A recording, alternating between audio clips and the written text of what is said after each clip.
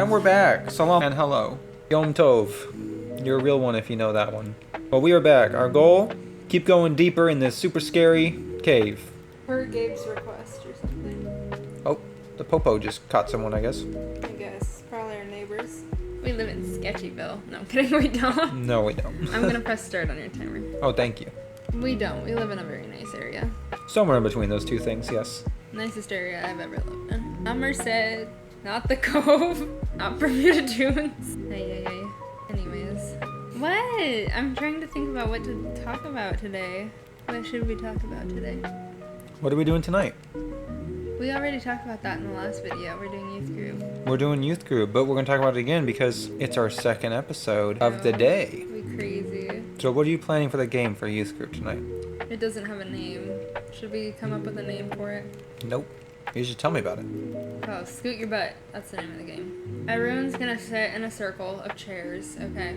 So far we're following. And there's gonna be, like, the same amount of chairs as kids, but there has to be someone in the middle. Does that make sense?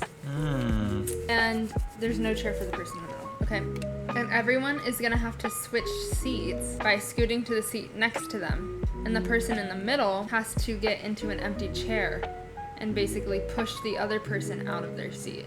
What was that face? I hope we're not going to have any danger reports tonight. We actually don't need them, according to our pastor. We're fine. But I don't know. They should know better. They're big kids. They should know what they can handle.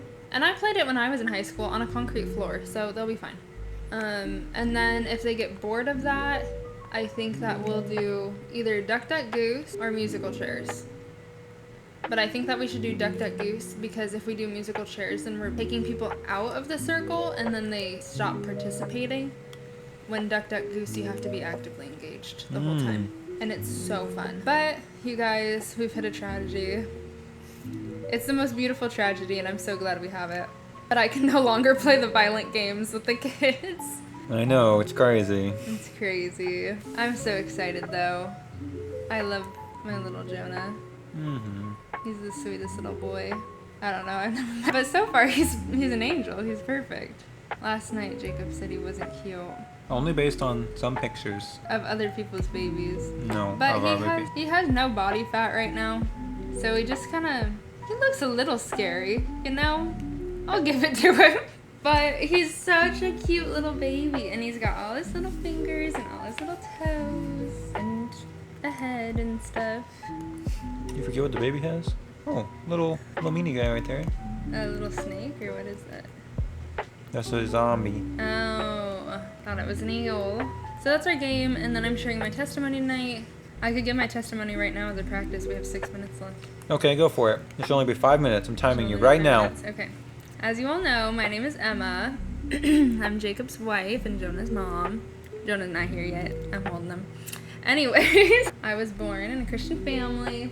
But not just like, oh yeah, we went to church. Like, my family was a church. No, that sounds weird. But, like, my dad ran a youth group. My mom was a children's ministry director. We went Sundays, Wednesdays, any service there was. My family was there, and we were serving at it.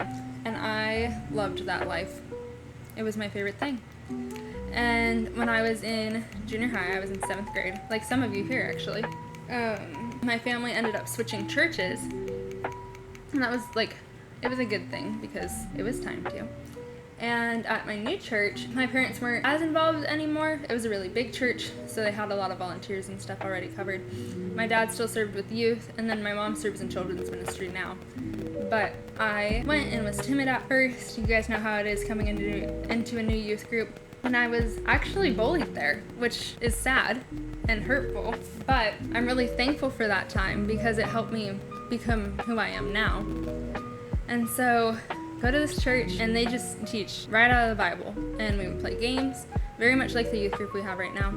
And I loved it. Like, you couldn't get me out of it. I ended up finding a great group of friends who was super sweet. They all pointed me towards Jesus. We all got to learn and grow together, which was amazing. And I just loved it.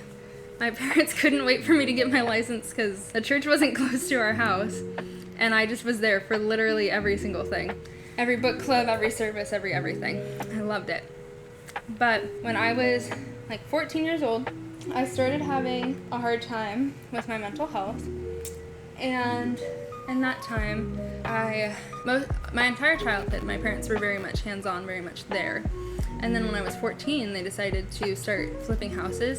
And my grandma, who my mom takes care of, had surgery and it didn't go super well. And so we lost her. And then she came back. Don't worry, guys. But sorry, this is so jumbled right now. I'm so nervous saying it on to YouTube. Like in front of the kids, it's fine. I talk in front of them all the time. But on YouTube, I feel so weird.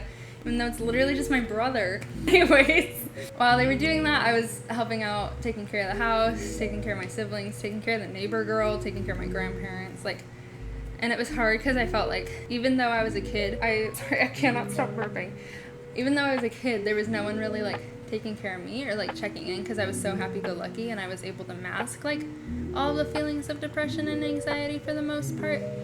And at that point, I actually got relatively suicidal, but the Lord completely delivered me from that, which was so sweet and so amazing. And the way that he worked, and that there are so many details to the story that I won't get into right now because this is a short time, but it's something that I'm super open about. So if you guys want to hear more or have questions or want to be prayed for, I'm totally here for that. And you are not alone in what you're feeling, because I've seen it all, not only as a youth leader, but also having been a youth student, from anxiety to depression to suicidal thoughts to eating disorders to all of it.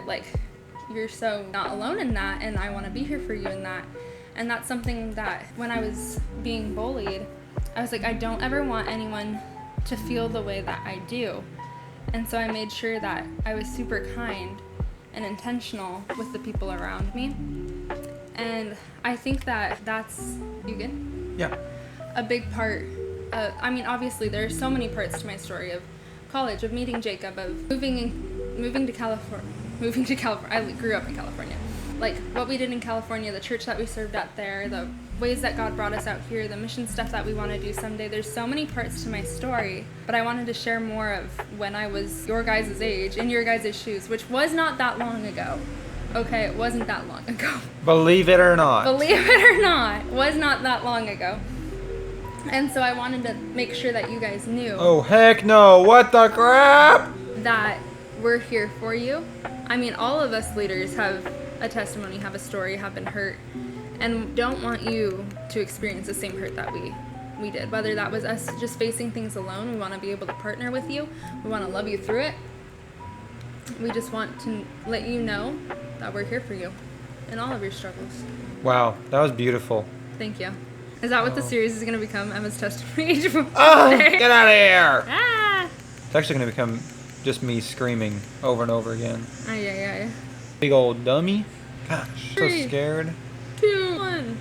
Wow, guys. Can't believe it, but that's another episode down. That's crazy. Time is flying when you're having fun. True. Or Well, getting guys, horribly scared. I Literally. don't know how to stop this. just click dismiss. Amazing. I did, and then it kept going.